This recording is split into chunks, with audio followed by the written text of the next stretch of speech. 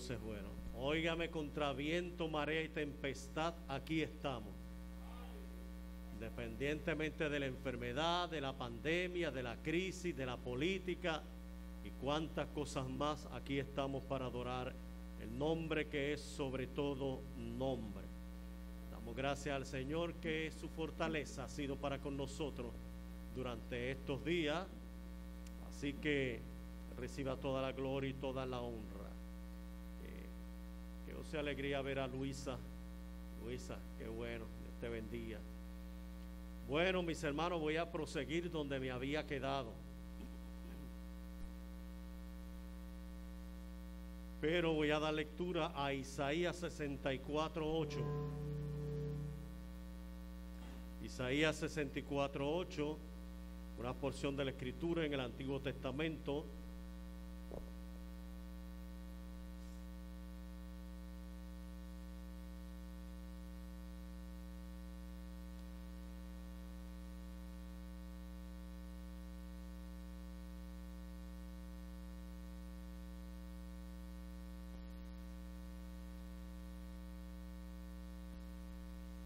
Gracias.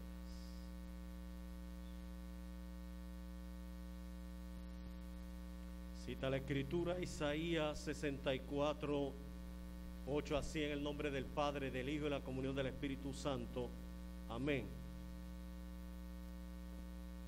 Ahora pues, Jehová, tú eres nuestro Padre, nosotros barro, y tú el que nos formaste. Así que obra de tus manos somos todos y cada uno de nosotros. No te enojes sobremanera, Jehová, ni tengas perpetua memoria de la iniquidad. He aquí, mira ahora, pueblo tuyo somos nosotros. A pesar de todo, Señor, tú eres nuestro Padre, nosotros somos la arcilla y tú el que le das la forma. Todos nosotros somos la obra hecha por tus manos. Hermano Jason, me lleve en oración.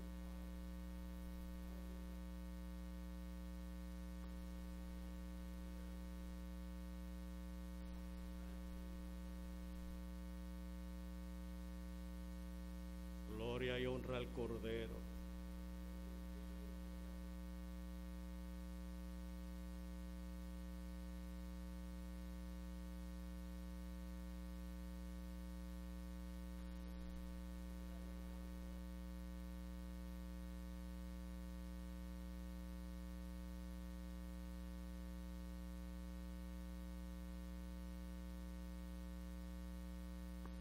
Sí, mi Dios.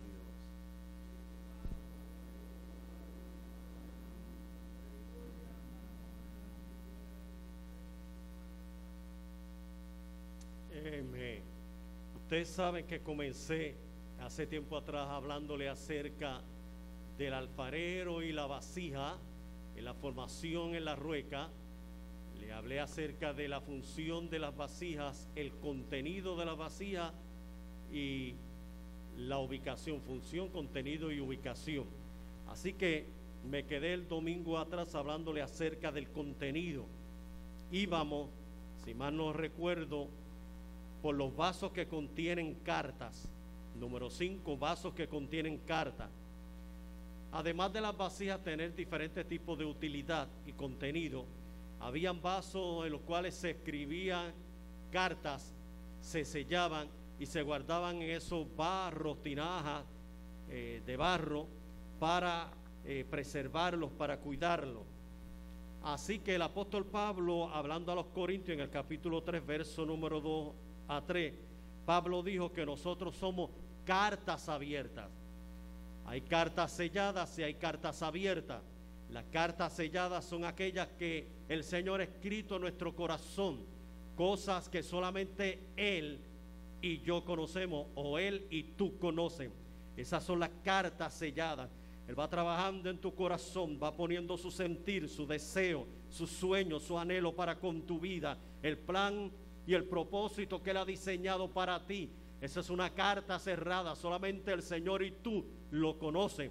A través del tiempo Dios ha ido hablando, confirmando, preparándote y utilizándote para la gloria y honra de su nombre. Pero también hay cartas abiertas, dijo el apóstol Pablo, y las cartas abiertas son aquellos creyentes que el Señor ha depositado en ellos un propósito especial, como la salvación, dones, ministerio, etcétera, y que son testimonios para el mundo, están abiertos para el mundo. Cartas abiertas son todos los cristianos. Cartas abiertas, dijo el apóstol Pablo, cartas abiertas con sello de aprobación para heredar la salvación. Y como decía Judy y Noemí el domingo que estaban cantando el coro, en cada lugar se cantaba de forma diferente. Así que en el Conquistador lo cantaban allí así. Si no está el sello en ti, muy engañado vas, porque aunque sea cartas, perdido vas. Así que el Señor ha puesto este tesoro en vasijas de barro para que la excelencia y la gloria sean de Dios y no de los hombres. Este tesoro para que tú y yo seamos testimonio al mundo, como dice la Escritura, Señor, los he puesto para que el mundo crea. Y la única forma que van a creer es por el testimonio y por la palabra. Así que esas son las cartas abiertas. No solamente hay vasos que contienen cartas, también nos habla la Escritura de hay vasos que contienen perfume. Lucas capítulo 7, verso número 37, cuando Jesús estaba en la casa de Simón el fariseo, ustedes saben que le hablé de aquella mujer pecadora que se acercó a los pies del Señor y rompió la tinaja de alabastro de un perfume nardo puro, besaba sus pies y los enjugaba con sus lágrimas. Qué tremendo, porque cuando yo voy y encuentro el Salmo número 2, el Salmo número 2 dice: besad al Hijo entre tanto que hay tiempo, no sea que después se inflame su ira. Entre tanto que hay oportunidad, entre tanto que el Señor está trabajando en nuestras vidas, aprovechemos el momento para besar al Hijo, para tener esa relación, intimación con el Señor, de tal manera que nosotros podamos ser partícipes de su gracia, de su bendición. Antes de que sea demasiado tarde, porque hay creyentes que orarán demasiado tarde, que ayunarán demasiado tarde, que pedirán al cielo y será demasiado tarde.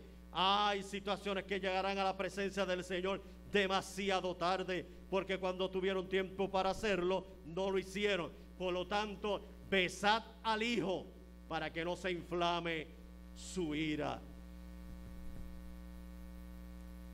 Así que hay vasos que son vasijas con perfume.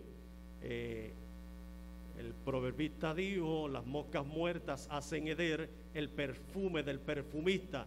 Así que nosotros somos su perfume. Si hay aquellas cosas que dañan el vaso y lo convierten en un vaso de deshonra o vil, es menester que nos limpiemos diariamente con el Señor, nos santifiquemos, nos separemos y consagremos para Él, para que nosotros podamos oler a Cristo, que el mundo vea y que nuestro olor sea un perfume grato al mundo.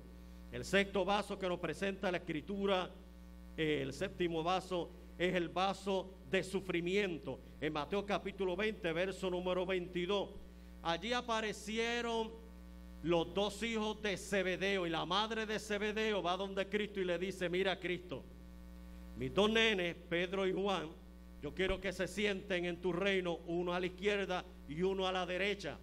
Cristo le dijo: ustedes pueden beber del vaso de sufrimiento que yo voy a tomar y pueden ser bautizados con el bautismo que yo voy a ser bautizado. Y ellos le dijeron: podemos. Cristo le dijo: pues bien, ustedes van a poder beber del vaso del sufrimiento, ustedes van a ser bautizados con el bautismo que yo soy bautizado, pero el sentarse a mi diestra y a mi derecha solamente le corresponde al Padre que está en el reino de los cielos. Las posiciones no las doy yo, las posiciones están señaladas desde antes de la fundación del mundo para aquellos que van a estar al lado mío en mi reino. Preocúpense no por las posiciones, preocúpense no por los títulos, preocúpense no por aquellas cosas efímeras y pasajeras, preocúpense porque su nombre está escrito en el libro de la vida. ¡Qué cosa tremenda! Vasos de sufrimiento. El vaso del sufrimiento que Cristo iba a hablar era que Él era recipiente de todas aquellas situaciones desde que Él se proclamó como Mesías, de sufrimiento, como dice Isaías capítulo 2, 43 y capítulo 43, el siervo sufriente, sufrido. Isaías 58, quien ha querido nuestro anuncio y sobre quien se ha manifestado el brazo de Jehová, subirá cual renuevo delante de él, veremos más inatractivo para que le deseemos, despreciado y desechado entre los hombres, varón de dolores, experimentado en quebranto, y como que escondimos del rostro, fue menospreciado y no le estimamos, ciertamente llevó en nuestras enfermedades y sufrió nuestros dolores, y nosotros estuvimos por heridos, por abatidos de Dios, mas herido fue por nuestras rebeliones, molido por nuestros pecados, el castigo de nuestra paz fue sobre él, y por sus llagas fuimos nosotros curados. Punto. Isaías 58 hace una narrativa inspirado por el Espíritu Santo acerca del sufrimiento del siervo, del escogido del Señor, del Mesías, del Rabí, vaso de sufrimiento. Y él le está diciendo a los discípulos: ustedes van a ser partícipes del vaso del sufrimiento. Es la prueba, es la tribulación, es el dolor, es la angustia, es la situación difícil, que ustedes puedan pasar por momentos difíciles, pero yo estaré con vosotros todos los días hasta el fin. El vaso del sufrimiento. Pueden beber y van a beber de este vaso. Ustedes también van a sufrir por mi causa. Ustedes también van a sufrir por el evangelio. Es parte de lo que les toca por ser mis discípulos. El otro vaso es el vaso de la amargura. Mateo 26, 39, cuando Cristo fue llevado a Getsemaní, le dijo a los discípulos: oren conmigo, porque el momento difícil se acerca. Y por 3 ocasiones dice la Escritura que se acercó a los discípulos y los encontró que estaban durmiendo. Y la última vez le dijo: ustedes no han podido orar conmigo ni tan siquiera una hora. Orad para que no caigáis en tentación. Levantaos, el que me ha de entregar se acerca. Pero antes de eso, en una de sus oraciones, le dijo: Señor, si es posible, pasa de mí esta copa. ¿De qué copa o vaso se estaba refiriendo? Del vaso de la amargura. Era la copa de la angustia, la copa del dolor, la copa de sufrimiento, la copa difícil, la copa de la tristeza. Mi alma está muy angustiada hasta la muerte. Está muy angustiada y está triste. Vamos a orar. La oración cambia todas las cosas. Cuando hay tristeza, cuando hay angustia, cuando hay sufrimiento, cuando hay dolor, cuando uno está pasando por ese momento difícil, la oración cambia todas las cosas. Y la Escritura dice que mientras más oraba el Padre, su sudor era como gotas de sangre que caían a la tierra, y de repente aparecieron ángeles y le fortalecían. Mi hermano, el vaso de la amargura. Pero Dios no quiere que estemos en angustia, en tristeza, en amargura. El Señor trae la fortaleza a través de la oración. El vaso del vinagre. Juan capítulo 19, verso número 29, la cruz del Calvario. Antes de decir consumado es, tetelestai, que significa se acabó, se terminó, todo está escrito y todo se ha cumplido al pie de la letra. Antes de decir consumado es, Cristo pidió de beber porque tuvo sed. Y le dieron a beber un vaso que contenía vinagre y hiel. Mojaron una esponja, uno de los soldados la levantó y él bebió. Ese vinagre y hiel mezclado era para amortiguar y calmar la sed, el dolor del reo. Así que ese era el vaso del vinagre que Cristo tomó en la cruz del Calvario. Y muchas veces nosotros tenemos que tomar también de ese vaso de vinagre cuando tenemos sed. Cristo tiene sed del arrepentimiento, sed de la búsqueda de nosotros, sed de que nosotros tengamos un encuentro personal con Él, y que muchas veces nosotros le damos a beber a Cristo el vinagre de nuestro celo, de nuestra falta de arrepentimiento, de nuestro pecado. El Señor quiere beber. Aleluya. Por eso le dijo a la samaritana: mujer, dame de beber. ¿Qué tú tienes para darme? Pues no tenía nada. Por eso es que tiene que tener un encuentro personal con Él para ser cambiada y transformada. Cuando tú y yo somos cambiados y transformados y el Señor ha obrado en nuestras vidas, nosotros le damos a Él nuestro fruto, nuestros cánticos, nuestra adoración, nuestro servicio, nuestro amor, nuestra entrega. Aleluya. Mire, hay otro vaso que es el vaso de juicio o la ira. En Apocalipsis nosotros lo vamos a encontrar bien claro en el capítulo 16 en adelante, cuando nos presenta a nosotros el juicio de la gran tribulación, 3 años y medio de paz y 3 años y medio de guerra. En esos 3 años y medio finales de guerra van a ver el juicio de las 7 trompetas, de los 7 vasos de la ira de Dios, donde Dios va a manifestar que el pecado no tiene parte ni suerte ni entrada en el reino de los cielos. Así que cuando se manifiestan esos vasos de ira, la Escritura dice que los ángeles comenzaron a tocar y se manifestaron los vasos de ira. Cuando el primer ángel tocó y derramó el vaso primero, dice que una tercera parte de las aguas de los mares se dañaron. Y si una tercera parte de las aguas de los mares se dañan, no hay pesca, no hay nada que pueda tomarse del mar para vender.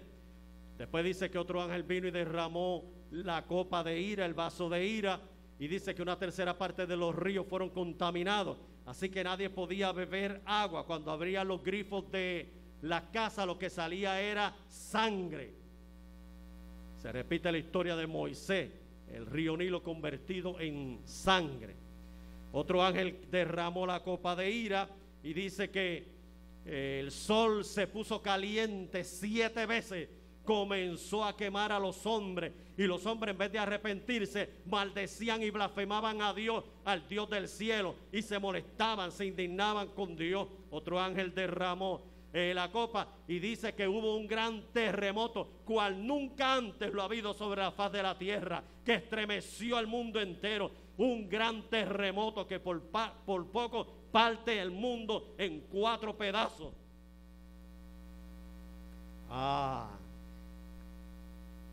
Y la última copa que tocó uno de los ángeles dice que Dios dijo: hecho está, se terminó, se acabó.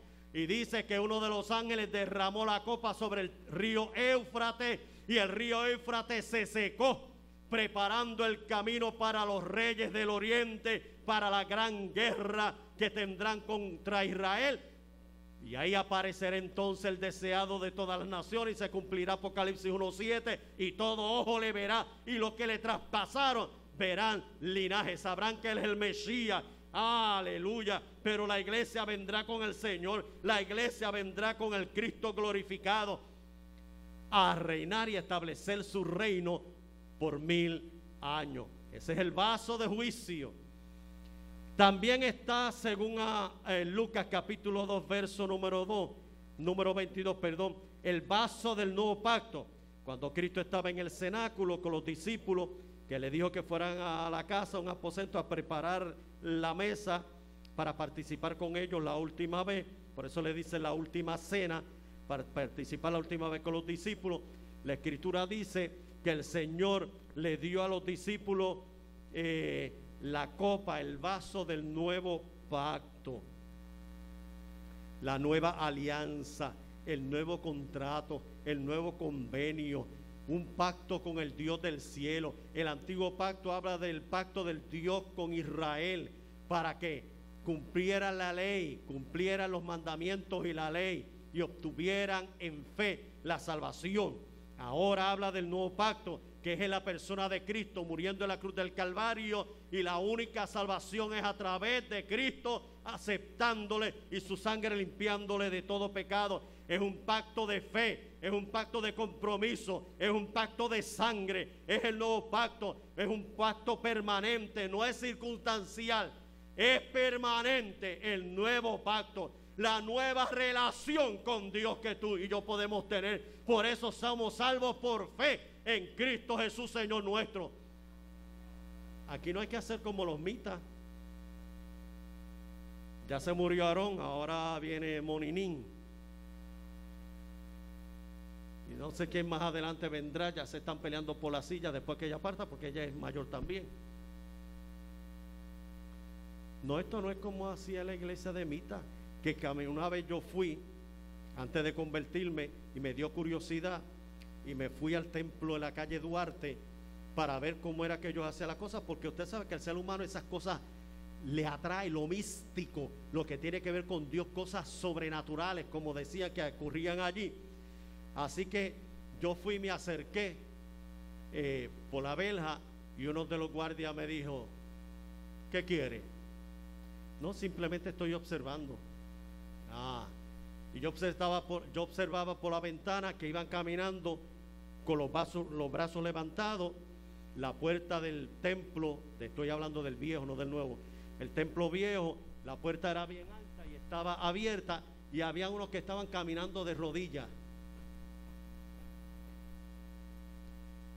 Y yo decía: mira para allá esa gente con las manos levantadas, caminando de rodillas. Así que esto no es por eso, esto no es por obras para que nadie se gloríe. La salvación es completamente gratis.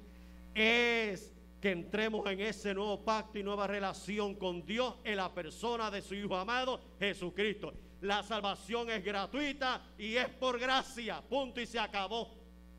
Lo único que puede salvar al ser humano no es que diezme, no es que ofrende, no es que venga al templo, no es que haga obras de misericordia, de caridad, que le dé pan al hambriento, etcétera. No, la salvación es por la sangre de Jesucristo.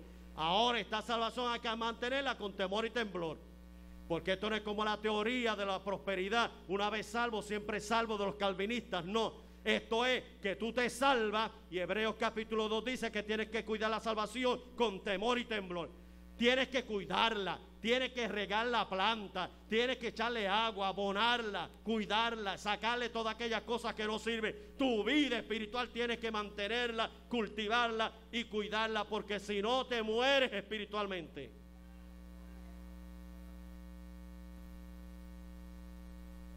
Once están las vasijas de pergaminos, que contienen pergaminos. Mire, se utilizaban para guardar y preservar los pergaminos, los escritos, como los que encontraron el niño que estaba pastoreando las ovejas y por las montañas de Qumran en el Mar Muerto.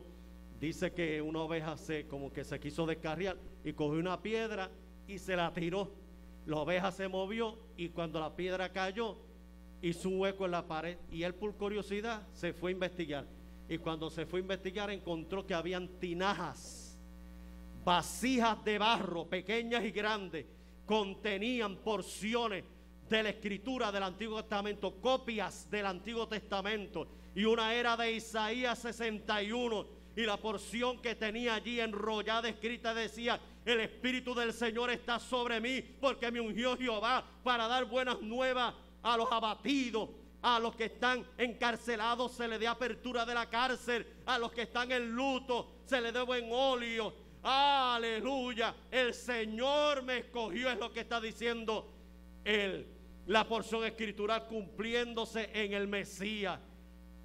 Y después de eso siguieron investigando, siguieron hallando otras aperturas, investigando, y todavía siguen encontrando tinajas, copias del Antiguo Testamento, preservando la palabra. Óigame, el Señor tiene cuidado en que se preserve su palabra. El Señor nos ha dado a ti y a mí para que guardemos la palabra. Es un legado para las futuras generaciones, como dijo Josué: yo y mi casa serviremos al Señor. Josué tenía bien claro que lo importante era que él y su casa le sirvieran al Señor. Mi hermano, hay que preservar la palabra, hay que tenerla guardada en nuestra mente y en nuestro corazón para enseñársela a nuestros hijos. Por eso Israel le dijo en Deuteronomio: le enseñarás esta palabra a tus hijos hasta la 4ª generación. La pondrás en los postes, en los dinteles de la casa. La filactelia te la pondrás en la frente, en el brazo, en la cadera, en el tobillo. ¿Para qué? Para recordar la palabra. Hay que preservar la palabra, mi hermano. Mire, si fuera a quitarnos la Biblia y cerrar los templos, ¿con qué usted se va a mantener? Con la palabra. en China y otros lugares donde tienen persecución, usted sabe lo que hacen. Un grupo, por ejemplo, un grupo en la China que estaba siendo perseguido, tuvo una Biblia del Nuevo Testamento, iban arrancando la página y se la pasaban por familia hasta que se la aprendieran. Así que había gente allí que le podía citar el Nuevo Testamento completo porque lo tenían aquí, porque no había otra forma, había persecución, no se permite la Biblia, etcétera. Así que nosotros tenemos que preservar la palabra, alimentarnos de la palabra, escudriñar la palabra, vivir la palabra, tenerla, hacer la vivencia en cada una de nuestras vidas. Así que esos son vasos de pergamino. Hay vasos de tesoros donde se guardaban joyas y tesoros importantes, valiosos y de gran precio. Y tú y yo somos una vasija donde guardamos el tesoro de la salvación y el tesoro de los dones, los ministerios que el Señor ha depositado en cada una de nuestras vidas.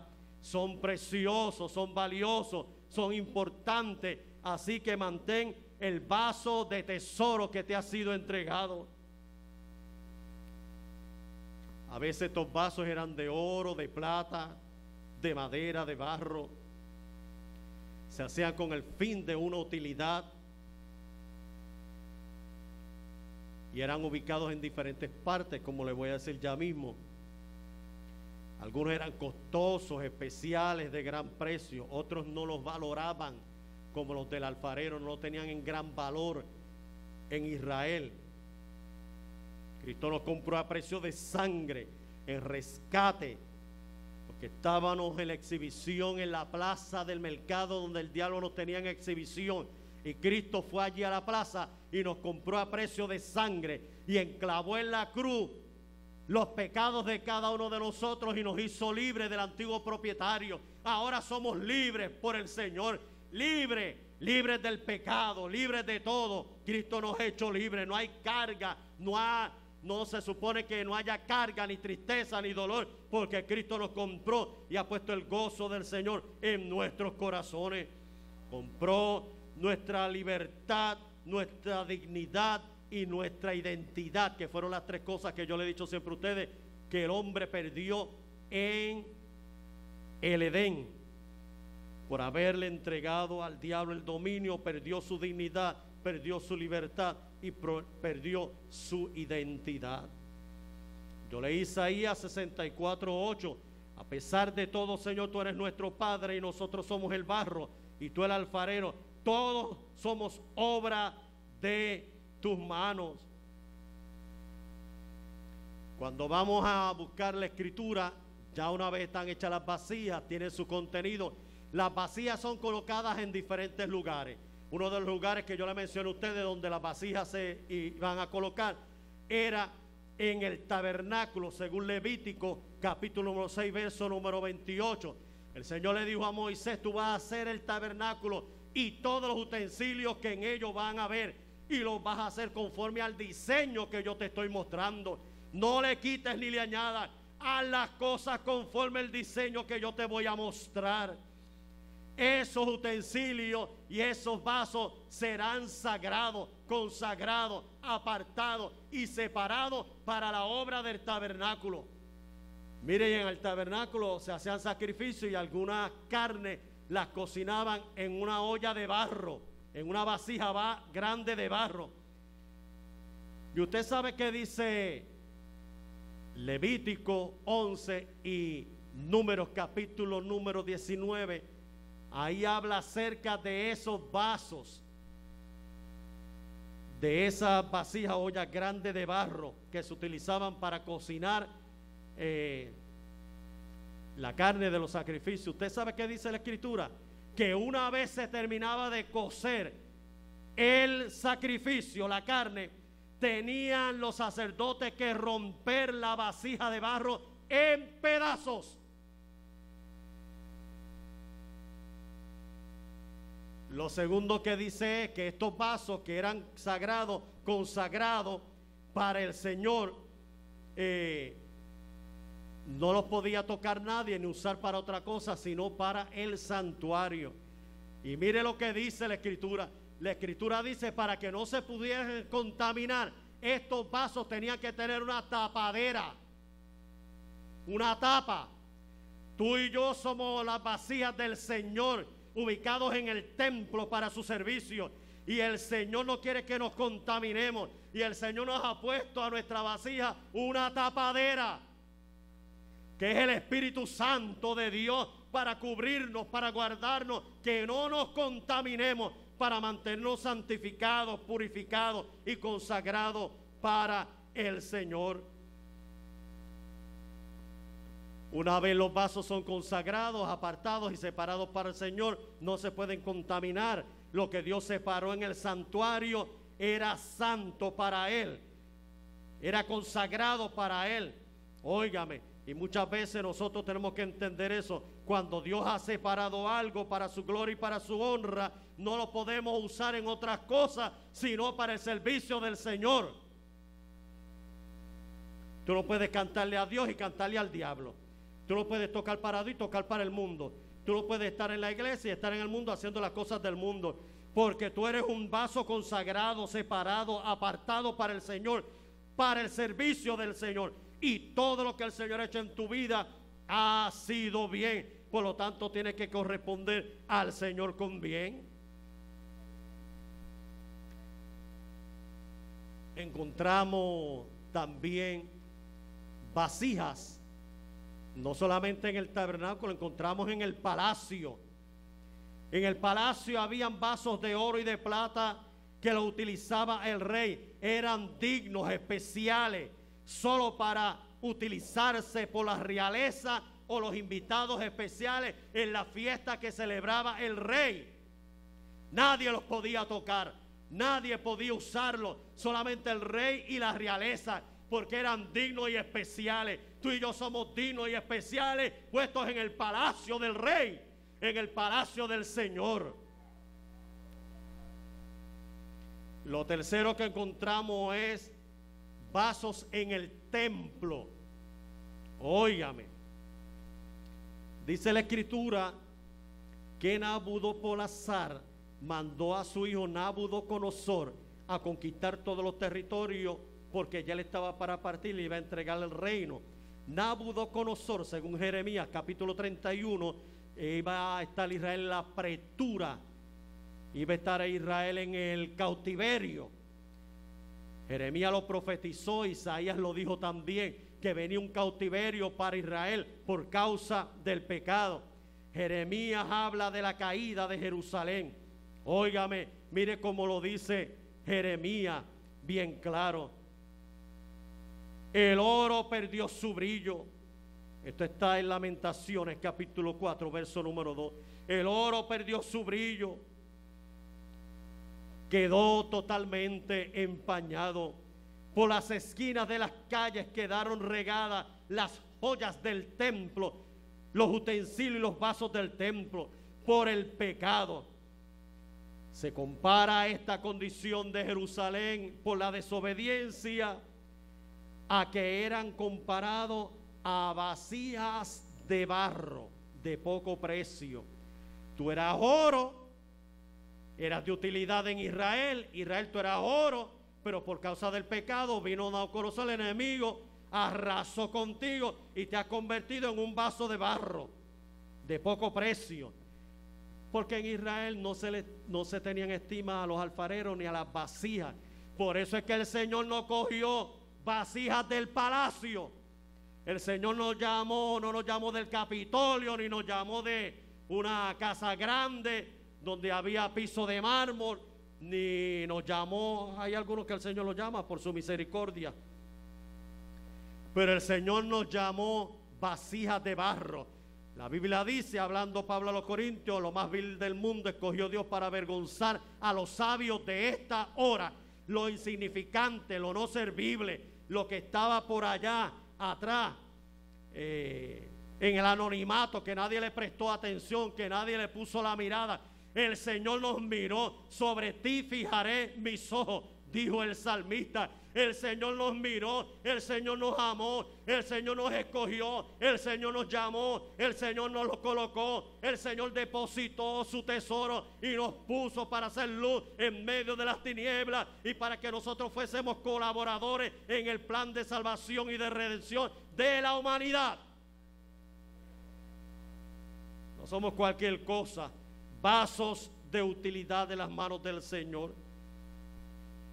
A mí me gusta la escritura porque cuando usted lee del capítulo de Daniel del 1 al 4, usted va a encontrar la historia de Nabucodonosor y todo lo que hizo, que fue, invadió a Jerusalén y se llevó los jóvenes de la crema, lo que se llama la crema, sabios, entendidos, lúcidos, se los llevó para la deportación en Babilonia, y junto con ellos se llevó los vasos sagrados del templo y del palacio.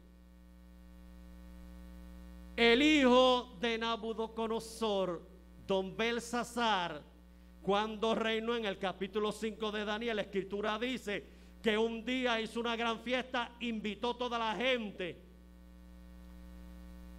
Me imagino los que estaban a cargo de las provincias, los invitó para compartir y celebrar la fiesta en el palacio. Y cuando se emborrachó, usted sabe lo que hizo Belsasar, le dijo: ahora ustedes me van a traer los vasos sagrados que mi padre trajo de Jerusalén, que eran del templo y del palacio. Ustedes me los van a traer aquí bien brillositos, bien bonitos, y vamos a servir vino para toda esta gente, para que usen los vasos especiales, los vasos dignos. Y ahí Belsasar vino y los convirtió en indignos.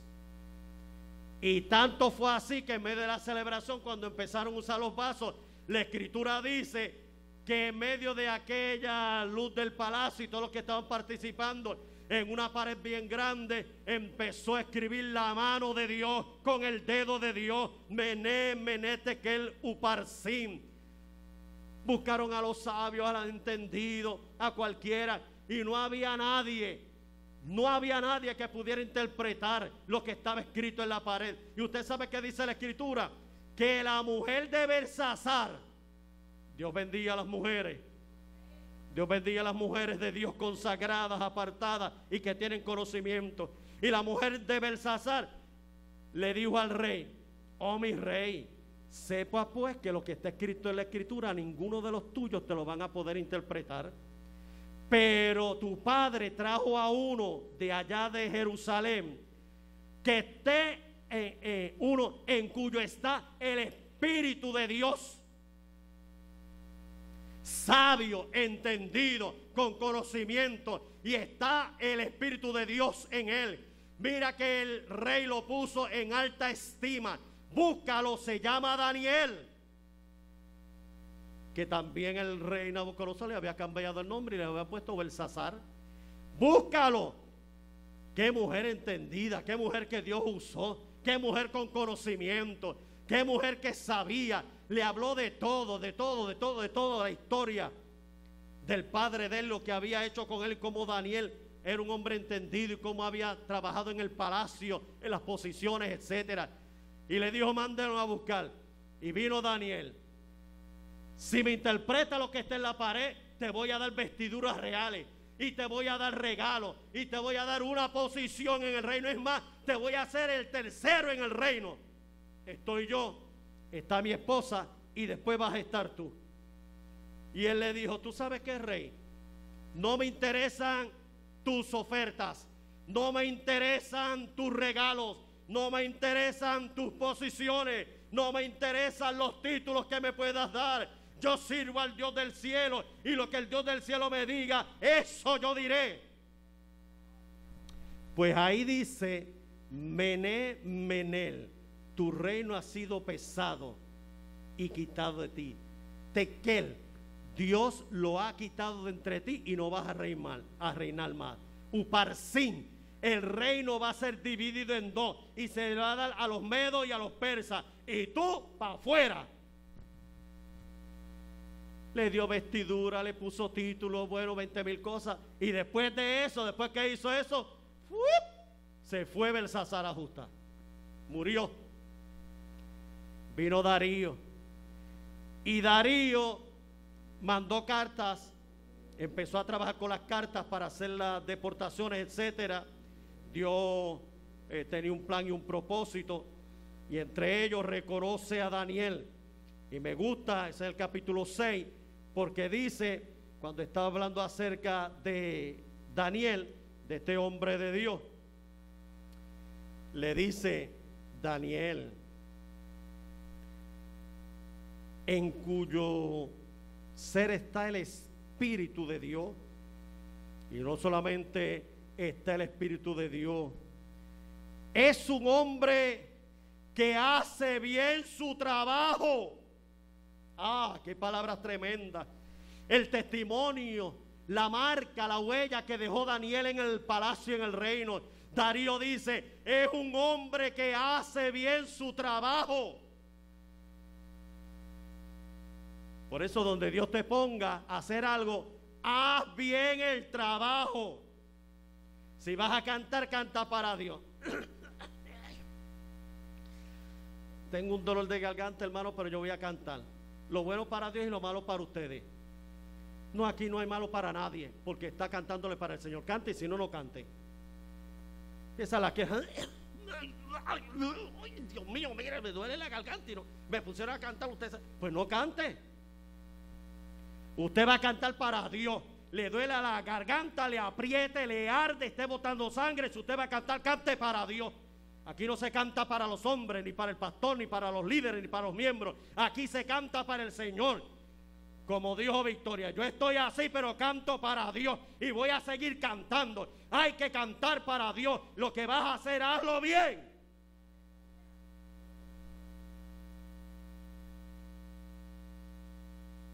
Porque hay gente que uno las pone a hacer las cosas a medias. Y hasta algunas veces las hacen por salir del paso.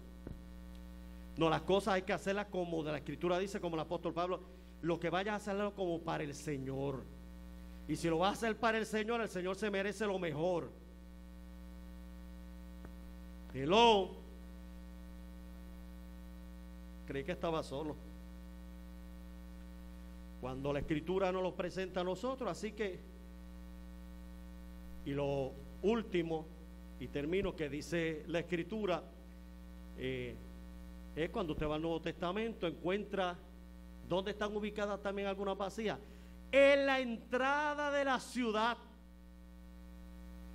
y por algunos caminos especiales ponían tinajas de barro para que los caminantes que tenían sed pudiesen beber del agua y satisfacerse y calmar la sed que tenían del viaje prolongado de una ciudad a otra, etcétera. O cuando entraban a la ciudad, iban pasando, se paraban allí y tomaban. Búsquese la Escritura del Antiguo Testamento y el Nuevo Testamento, pasajes donde nos presenta a nosotros que en la puerta, en la entrada, estaban a veces hombres y mujeres que servían, se servían agua, etcétera, como el profeta Elías, Eliseo. Búsquelo para que usted vea,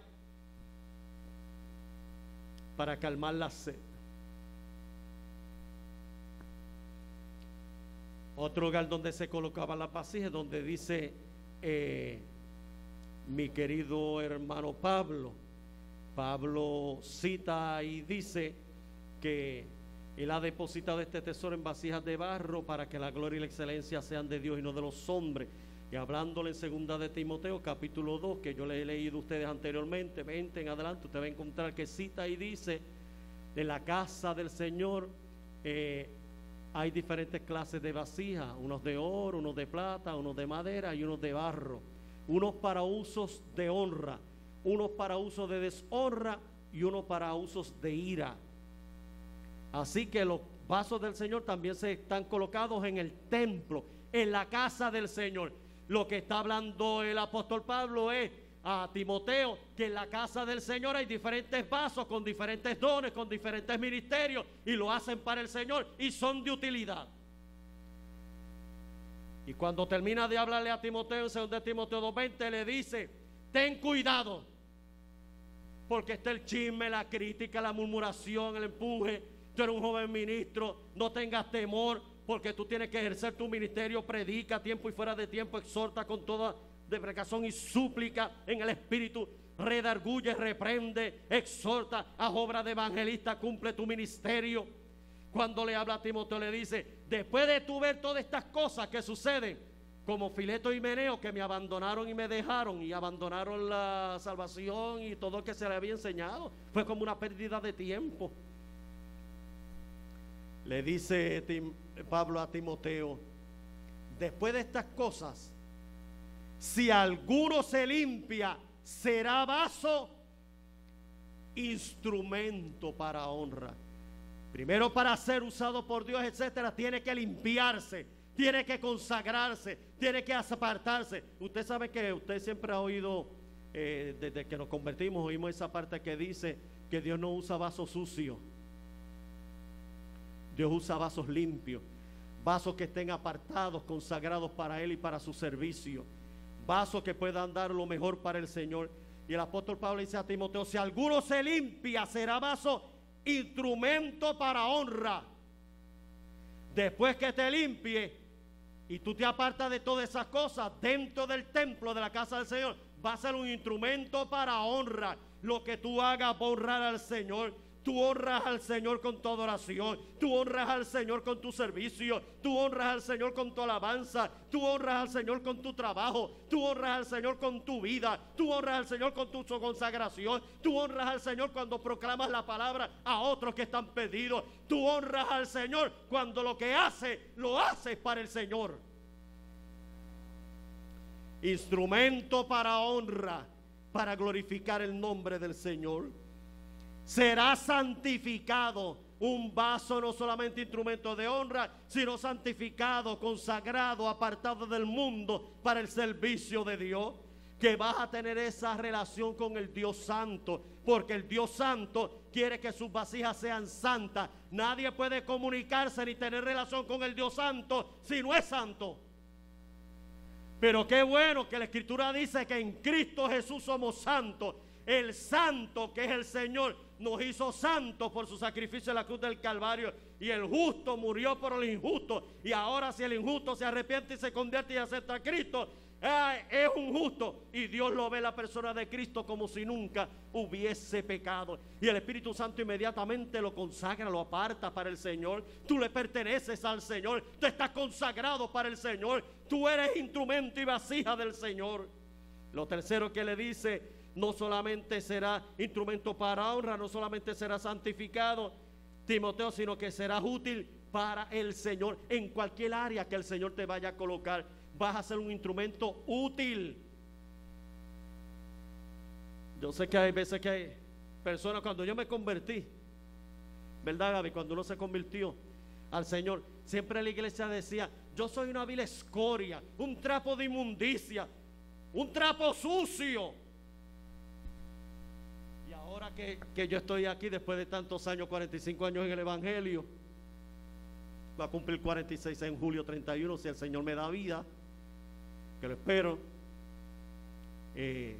Óigame, uno ha oído eso de aquel tiempo cuando uno se convirtió, verdaderamente que yo también lo decía, me arrodillaba, Señor, Dios mío, tú sabes que yo soy un trapo de inmundicia, una vil escoria, un trapo sucio, no sirvo para nada, Señor.